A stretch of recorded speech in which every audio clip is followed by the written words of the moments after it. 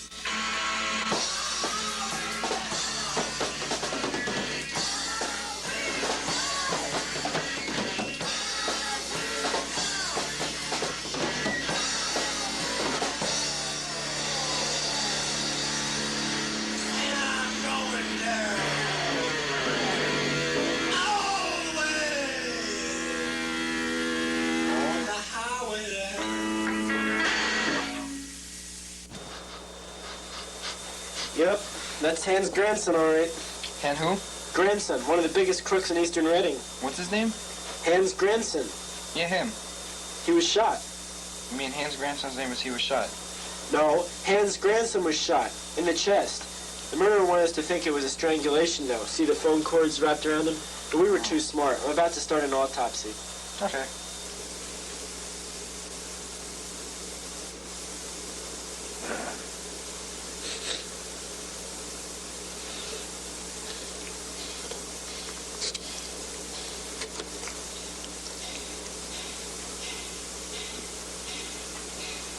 What did you find? Well, I just finished the autopsy. Good lungs, good liver, but a bad heart.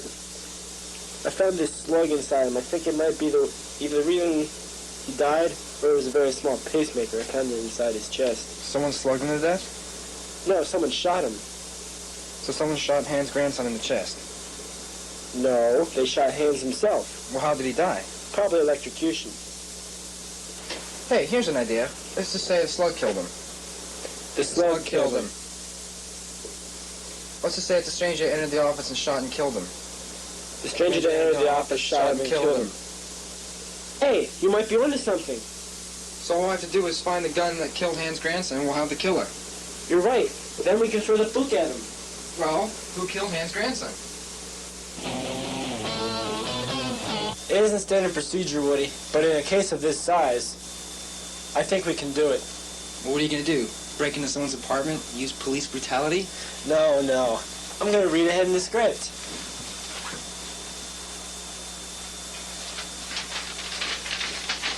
Let me see. Scene number 3. It says here that the murderer is S. Stranger. Have you heard of him? No, but I do know an L. Tranger and an S. Smith. Maybe it's the two of them combined. Possibly, but why? For revenge? No, he's been dead for years. Maybe he did it to inflict injury, damage, or punishment in return for injury, insult, etc. You know, I was just thinking the exact same thing.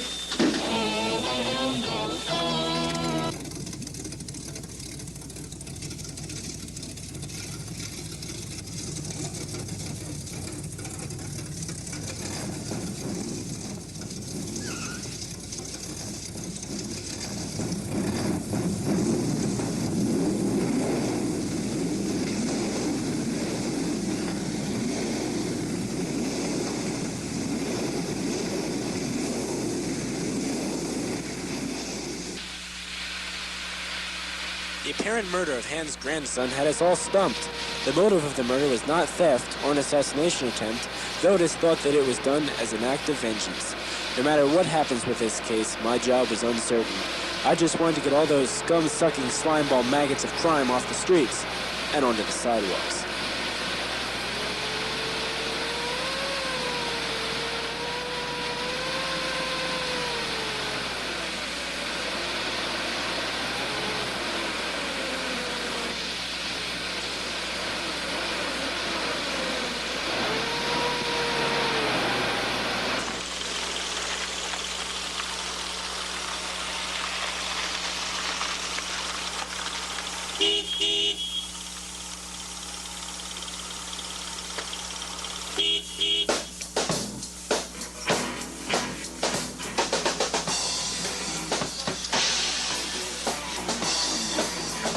I stopped a man in a lemon yellow car today on the way to work for disturbing the peace.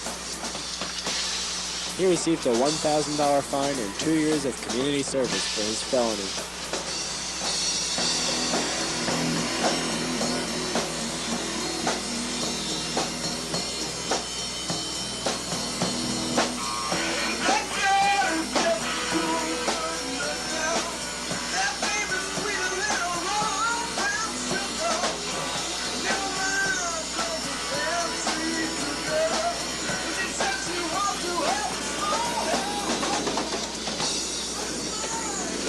I decided to follow a hunch back at headquarters to see what I could dig up.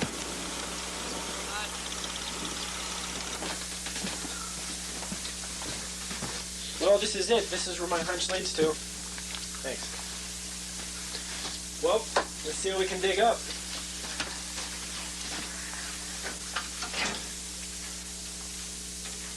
Aha, I found it.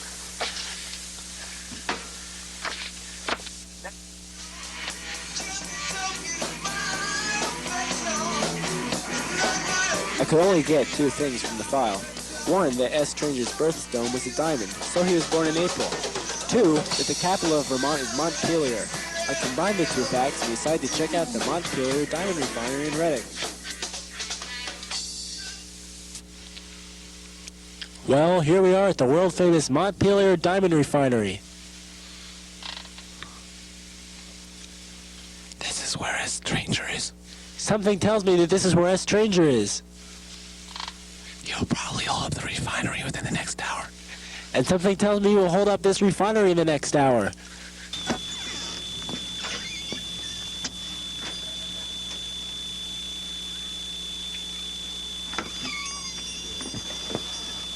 What did you find out, Harry? Well, the owner appears to be tied up right now, so I decided not to bother him. Maybe we should just go in and take a look around, see when the local story. All right.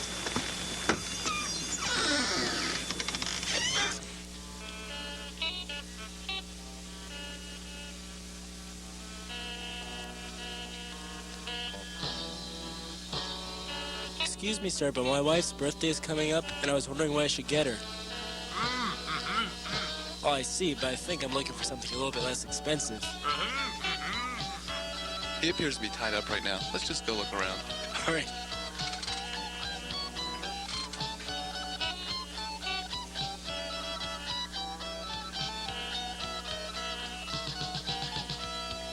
Woody, what do you think Martha would like for her birthday? I want to get her the gift that says, my husband paid a lot for this, while I say, no, I didn't. Well, Harry, I had that problem just last year with Laura. I got her this zirconium ring. The commercial said most people might think it would cost a fortune. I got it for only $19.95. If you act immediately, you'll get not one, but two against his steak knives. Just call 1-800-GET-RIPPED. What was that number again, Woody? 1-800-GET-RIPPED. In fact, here comes the commercial now. That's right, Woody. To get your ring, just send $19.95 to 143 Broadcliff Lane, Ice Hole, Massachusetts, 31451. Visa or MasterCard acceptable. Wow, Woody, I know Martha will love it. May I help you? Yeah, we're a couple of cops. We're here because we suspect there may be a robbery attempt here in the next hour. Well, you're right. But he was already here 15 minutes ago. Hey, no wonder. My watch stopped. Would you like to come back to headquarters with us? We just want to ask you a few questions. Yeah, no problem.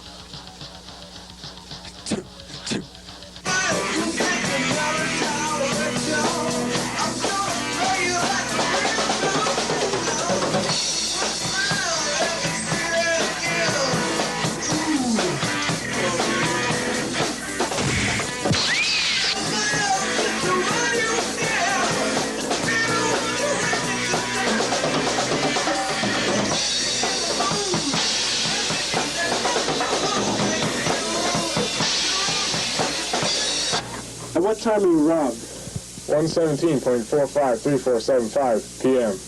How tall was the stranger? About 6'5". A plane of Americans crashed all on the Canadian border. Where would they bury the survivors? You don't bury survivors. What comes next in the sequence OTTFFSSEN?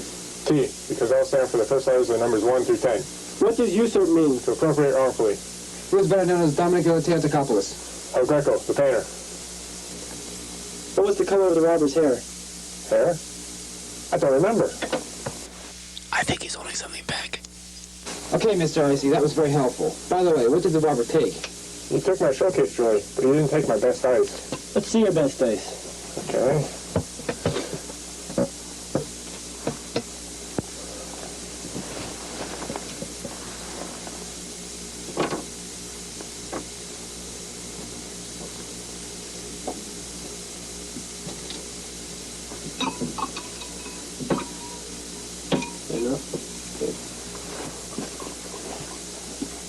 Okay, that'll be all. Let's go, Woody.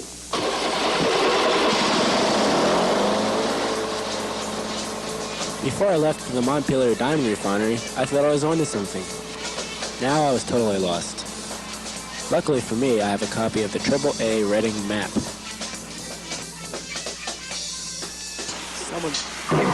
Someone stole my car at the office, so I stole some 5-year-old's bike in return. I also stopped that same stupid driver for disturbing the peace. He was fined $10,000, and he got 25 years of hard labor.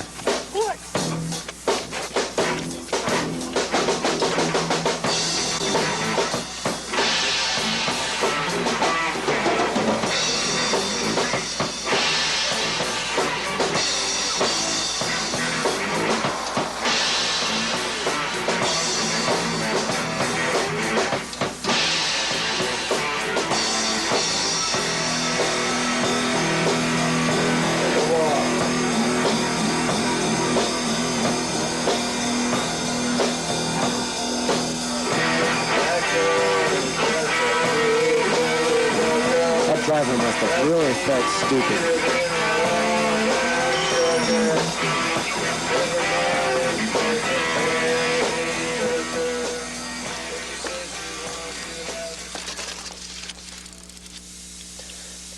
know, Woody, I'd love to figure out how to solve this mystery, but I have this mental block.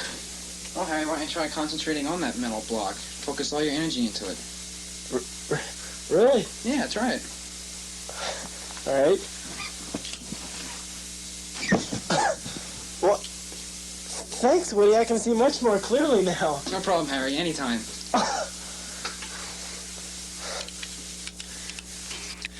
Everybody has a different way of working out problems. Some drink, some go jogging, still others commit suicide. I, however, go driving. At the golf course, that is. There were too many loose ends in this puzzle. First, a man is shot for no apparent reason. Second, a diamond refinery is robbed. And now Martha is serving meatloaf for dinner. These were three of the worst crimes throughout the history of man. I was looking for that slim glimmer of light that would keep me graciously working on this assignment. Finally, the incentive arrived. Woody and I were working extremely hard on this case, but as I